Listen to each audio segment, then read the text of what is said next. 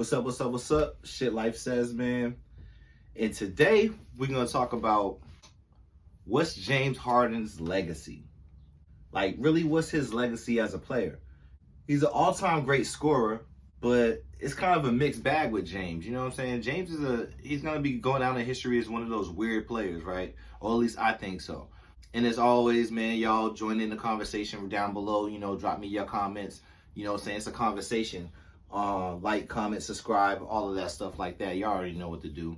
But yeah, James, how do we gonna view him when it's all said and done, when it's all over and the career is over, and we look back on him?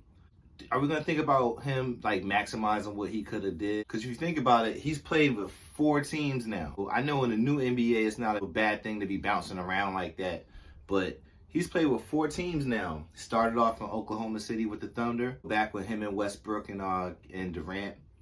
Had something special in the beginning, and then he needed to, go make his own mark in the league and do his own thing, become his own man, which was definitely the right decision. He goes to Houston, becomes a superstar, megastar, blows up there. But he just couldn't never get it done in the playoffs. So he always got that history. But, he goes to Houston. Doesn't work out in Houston. There's him being the centerpiece of everything. After all of those years, he goes, forces his way, pouts, and gets to Brooklyn. Now in Brooklyn, it's supposed to be something magical, something special we have never seen before. Probably the greatest offensive team ever assembled, with 3 players like that. 2 years, they got 16 games together. It never really got a chance to even get off the ground. He forced his way out again. Now he's in Philadelphia with the 76ers. That's not, for a superstar to bounce around that often, it's going to be looked at, I think so. It's going to be looked at slightly different, than somebody that stayed with 1 or 2 teams for their whole career. And during that whole span, he's played with some great players. He's played with Durant twice, Westbrook twice, Chris Paul, Dwight Howard, Kyrie Irving.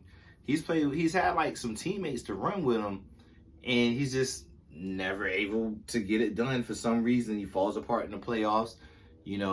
I think he wanted to try to go to a team where he can hide a little bit, and that's exactly why Brooklyn made so much sense at the time. There's 2 other stars.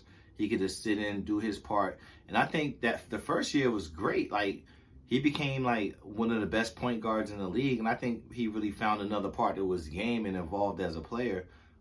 I think there's just so much turmoil in Brooklyn with the whole situation with Kyrie and not being able to play half the games. They never really got that cohesion.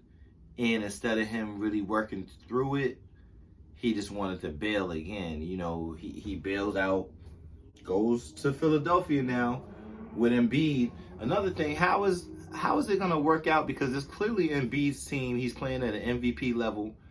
And I know James got used to kind of taking the backseat a little bit, but with his connections to Daryl Morey and, ownership there, how is he going to be cool playing the 1B, or is he going to be 2, with Embiid getting Simmons out of there, it's time for him to clearly embrace the role of the leader of the team too. So that's something to keep an eye on. Who do you guys think won the trade? Honestly, I think the Nets won the trade for real. We got to see it play out on the court, but I think they got a lot more complete. I don't think Philadelphia valued Drummond the way that he'll be used and valued in Brooklyn. But back to Harden. Harden, also another thing with Harden, he's never been accused of being like a super workout gym rat. So as he begins to age, it's harder and harder for him to play his way into shape, getting that, that off-season party time weight off.